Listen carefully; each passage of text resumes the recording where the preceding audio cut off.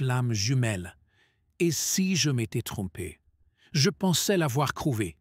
Je le pensais vraiment. Tout dans notre rencontre résonnait comme une évidence. La façon dont nos regards se sont accrochés dès les premières secondes. Ce frisson, cette sensation de rentrer chez moi dans ses bras. Le magnétisme, les synchronicités, les rêves partagés, même nos douleurs semblaient parfaitement alignées. J'étais sûr que c'était lui. Mon autre moi, ma moitié d'âme, ma flamme jumelle. Et pourtant, je me suis trompé. Ou du moins, j'ai cru à quelque chose qui n'était pas ce que je pensais.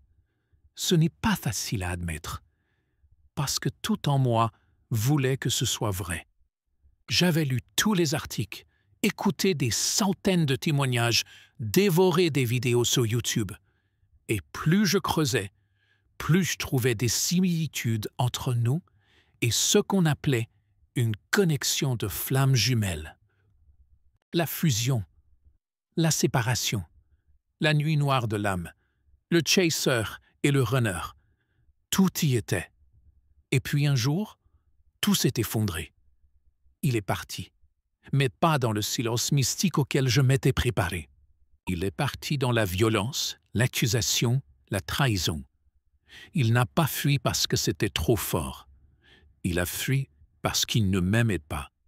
Ou plutôt, parce qu'il ne voulait pas aimer quelqu'un comme moi. Et ça, je ne l'avais pas vu venir. Je me suis accroché à l'idée de la flamme jumelle comme à une bouée. Je me disais que son rejet était un mécanisme de défense, que sa froideur était une étape nécessaire, que tôt ou tard, il reviendrait, transformé. Il n'est jamais revenu. Mais moi, j'ai changé. Je me suis effondré, littéralement. Je n'arrivais plus à respirer. Mon corps entier criait son absence.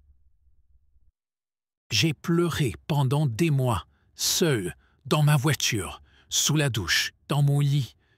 Je me suis senti trahi, abandonné, humilié, et surtout, je me suis senti idiote. Comment ai-je pu me tromper à ce point?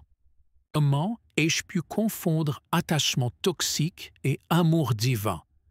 C'est là que j'ai compris. La spiritualité peut aussi être une prison.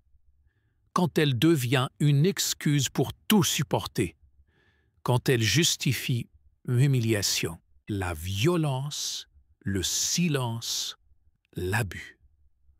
Quand on croit que plus on souffre, plus le lien est sacré. Non. Un lien sacré ne détruit pas. Un lien sacré vous élève, mène dans la douleur. Il ne vous écrase pas. Je me suis relevé. Un jour, j'ai arrêté de chercher des signes. J'ai désactivé les notifications. J'ai jeté mes carnets pleins d'analyses et de ressentis. J'ai commencé à me demander ce que je voulais. Parce que l'univers voulait me montrer. Parce que mon ego spirituel avait besoin de croire. Mais ce que mon cœur, mon corps, mon âme désiraient vraiment. Et là, j'ai compris. Ce n'était pas lui. Ce n'était plus lui. Peut-être même que ça n'avait jamais été lui. Et ce n'est pas grave. Aujourd'hui, je ne suis plus en colère. Je ne le déteste pas. Mais je ne l'idéalise plus. Je le vois tel qu'il est. Un homme, avec ses blessures, ses fuites, ses incohérences. Et moi, je suis une femme, pleine d'amour, pleine de feu, pleine de vérité. Et je n'ai plus besoin de coller un mot magique sur une relation pour qu'elle ait un sens. Peut-être que la flamme jumelle, ce n'est pas toujours une personne. Peut-être que c'est un chemin. Un appel à revenir à soi, à aimer au-delà du manque, à se reconnecter à l'essentiel. J'ai aimé. J'ai pleuré. J'ai perdu. Mais aujourd'hui, je suis plus vivante que jamais. Et si un jour ma vraie flamme jumelle croise ma route, je saurai l'aimer. Mais je saurai aussi m'aimer moi, et ça change tout. Avez-vous déjà cru vous être trompé?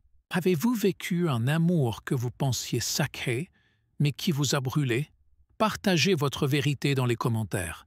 Et abonnez-vous à Les Flammes Jumelles, là où les illusions tombent et les vraies flammes renaissent.